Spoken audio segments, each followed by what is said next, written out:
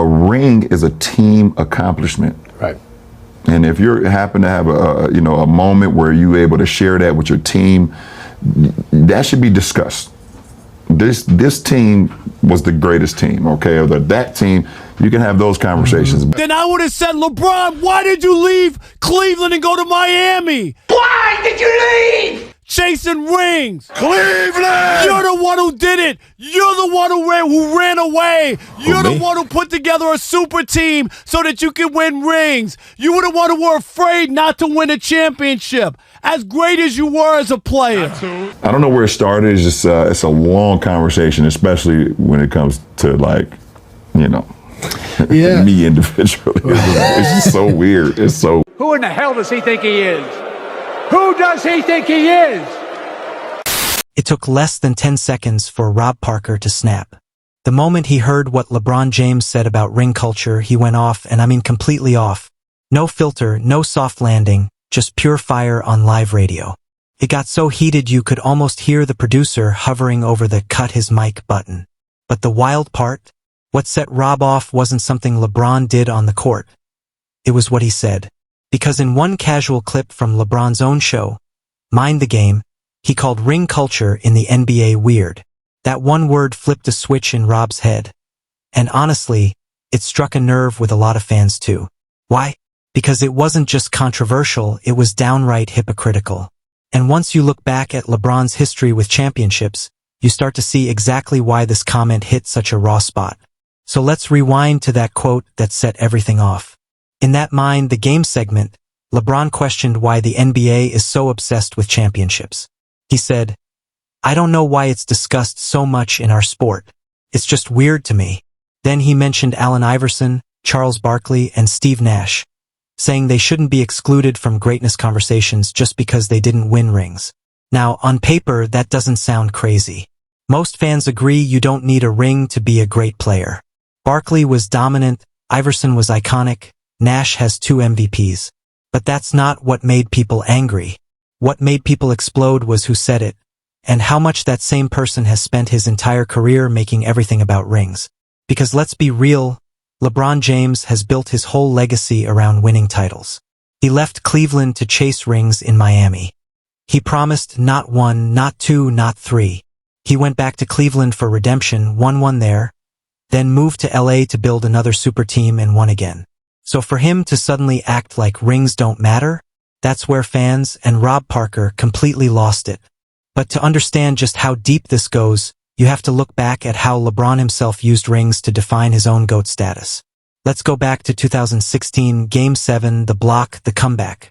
LeBron leads the Cavaliers past a 73-win Warriors team, ending Cleveland's 52-year title drought. It's one of the greatest finals moments ever. And after the game, LeBron sat in front of cameras and said the line that changed everything. "That one right there made me the greatest player of all time." He didn't say one of the greatest. He said the greatest. And what was he talking about? A championship, a ring. That moment, that trophy, that win was his proof. Not stats, not longevity, not consistency, that ring. So now, in 2025, when LeBron calls ring culture weird, you can see why Rob Parker went nuclear. You can't use rings to crown yourself the GOAT, then turn around and pretend they don't matter. And that's when Rob Parker unloaded one of the most explosive rants you'll ever hear on Fox Sports Radio's The Odd Couple. The second the clip came up, Rob's voice jumped 2 octaves. "You're the one who left Cleveland to chase rings. You're the one who said not 1, not 2, not 3. You're the one who keeps leaving to team up with stars for a shot at rings." He called LeBron a phony, said he was tired of the excuses, and at one point it sounded like his mic might actually melt.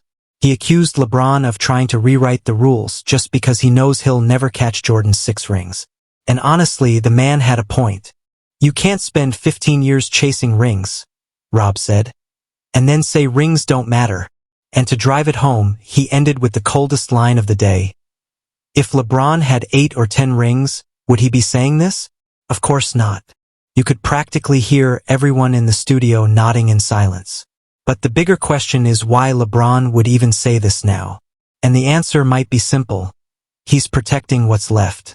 At this stage of his career, LeBron knows one thing: he's not catching Jordan. Jordan has 6. LeBron has 4.